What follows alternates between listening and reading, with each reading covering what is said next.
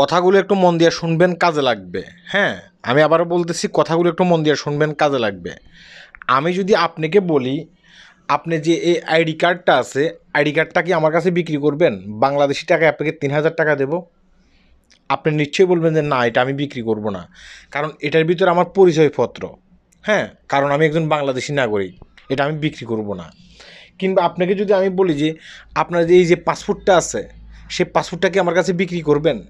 আপনি বলবেন যে না, আমি বিক্রি করব না। আমি বলবো আপনাকে ৩,০০০ টাকা দেবো বাংলাদেশি টাকা, কিংবা আপনাকে ৫,০০০ টাকা দেবো। আপনি কি বিক্রি করবেন? আপনি বলবেন যে না, আমি বিক্রি করব না, কারণ এই পাসপোর্ট হচ্ছে আমার কলিজা, এই পাসপোর্ট হচ্ছে যে আমার ঠিকানা, এই পাসপোর্টে প্রমাণ আছে যে আমি একজন বাংলাদেশি, আমার অ্যাড্রেস আছে এইখানে, তাই এটা আমি বিক্রি করব না। কিন্তু আমাদের অনেক বাংলাদেশি ভাই আছে, কি জানেন, তাদের পুরো ডিটেলস, অ্যাড্রেস, হ্যাঁ, তারপরে চেহারা, সব কিছু তারা বিক্রি করে দিচ্ছে, এবং কি তাদের চোখে যে আইকন আছে সেটাও তারা বিক্রি করে দিচ্ছে। কেন কথাগুলো বলতেছি একটু মন দিয়ে শুনবেন। গতকালকে আমার একজন ভাই আমাকে বলল আপনাকে এক জায়গায় নিয়ে যাব। তাই আমি বললে কোথায় নিয়ে যাবা? বলেছে আপনাকে এক জায়গায় নিয়ে যাব, সেখানে আপনার এই যে মানে আপনার ডিটেলস নেবে, আপনার চোখের যে আইকন আছে আইকনের নেবে, স্ক্যান নেবে, স্ক্যান নিলে তারা আপনাকে টাকা দেবে। তখন আমি বুঝতে পেরেছি সে একটা সফটওয়্যারের নাম বলছে। আমি এই সফটওয়্যারটার নাম এখানে বলতে চাচ্ছি না, কারণ তারা আমার থেকে অনেক অনেক অনেক বড় পাওয়ারওয়ালা ব্যক্তি। আমি যদি তাদের ওই সফটওয়্যারের নাম বলি, তাহলে তারা দেখা গেছে কি আমাকে হয়রানি করতে পারে। এই কারণে আমি ওই সফটওয়্যারটার নাম নিচ্ছি না। হ্যাঁ, আমি শুধু বলে দিচ্ছি, আপনারা বুঝে নেন।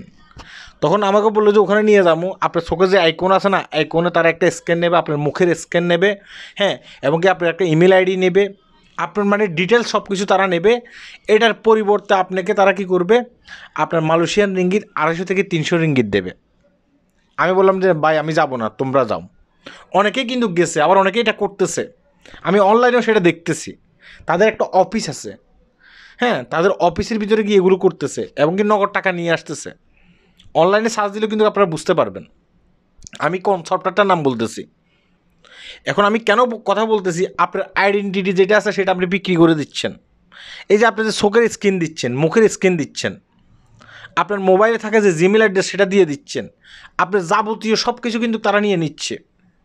এই যে এখন দেখেন না, এআই এর মাধ্যমে, হ্যাঁ, একজনের এআই এর মাধ্যমে কিছু একটা লিখলে সেখানে সুন্দরভাবে আপনাকে একটা ভিডিও তৈরি করে দিচ্ছে। এই যে ভিডিওর ভিতরে যে একটা লোকের চেহারা দেখা যাচ্ছে, এই চেহারাটা কি ইয়ে থেকে আসছে, মানে পৃথিবীর বাইরে কোনো একটা গ্রহ থেকে আসছে না, ওই যে একজন ব্যক্তির আইডেন্টি তারা নিয়ে নিছে, সেটাকে দিয়ে তারা ভিডিও বানাইতেছে। ওই যে একজন মহিলাকে দেখা যাচ্ছে যে একজন মানুষকে প্রশ্ন করতেছে, একটা মেয়েকে, হ্যাঁ, এআই এর মাধ্যমে, ওই মেয়েটার চেহারাটা তারা কিন্তু ওখান থেকে নিয়ে নিছে। অতএব আপনি যে আজকে এই আইডেন্টিটিটা তারা নিয়ে যাচ্ছে, চোখের স্ক্যান নিয়ে যাচ্ছে, হ্যাঁ, পুরো মুখের স্ক্যান নিয়ে যাচ্ছে, আপনাকে নিয়েও তারা কোনো একটা ব্যবসা করবে।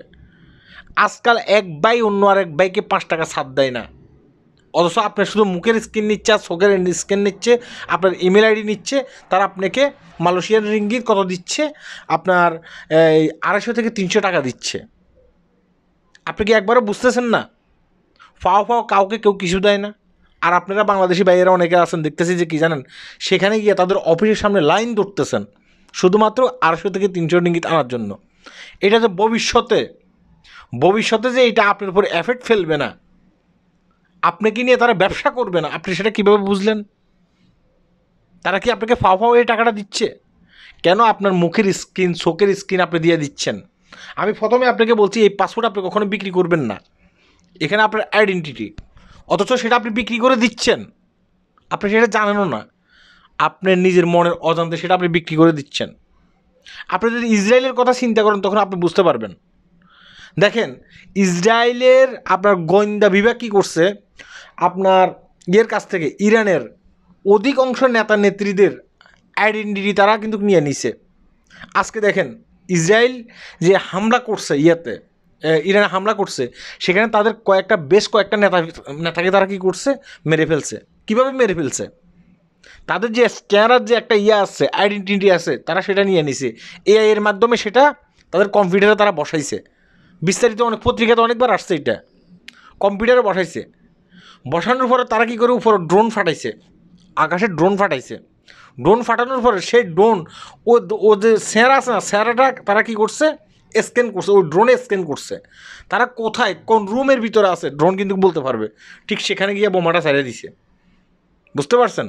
আইডেন্টিটি এমন একটা জিনিস, সেটা আপনি কী করতেছেন, বিক্রি করে দিচ্ছেন। এটা বিক্রি করতে যাবেন না, এবং কি সস্তায় কোনো একটা কিছু পাইলে সেটা বস্তা ঢুকানোর চেষ্টা করেন না। আমাকে একজন বলতেছে আপনি চলেন, আমি বলছি ভাই আমি যাব না, কারণ আমি নিজে সচেতন একজন ব্যক্তি, বাংলাদেশের নাগরিক। আমি কখনো এই কাজটি করতে পারবো না। আমি বোঝানোর পরও তারা গেছে। এখন আমি এই ভিডিওটি করতেছি, আমি আমার জায়গা থেকে বুঝাইছি আপনাদেরকে। এখন আপনি যাবেন না না যাবেন সেটা আপনার ব্যক্তিগত ব্যাপার। হ্যাঁ, আপনাকে অনেক প্রলোভন দেখিয়ে, অনেক মানুষ প্রলোভন দেখিয়ে ওখানে নিয়ে যাবে, নিয়ে যায় কী করবে, তারা বলবে যে আপনি এই কাজটা করেন, আমি 250 টাকা পাইছি, আপনি 250 রিঙ্গিত নেন। কাউকে কেউ এমনি কিছু দেয় না। আশা করি কথাগুলো বুঝতে পেরেছেন। আল্লাহ হাফেজ।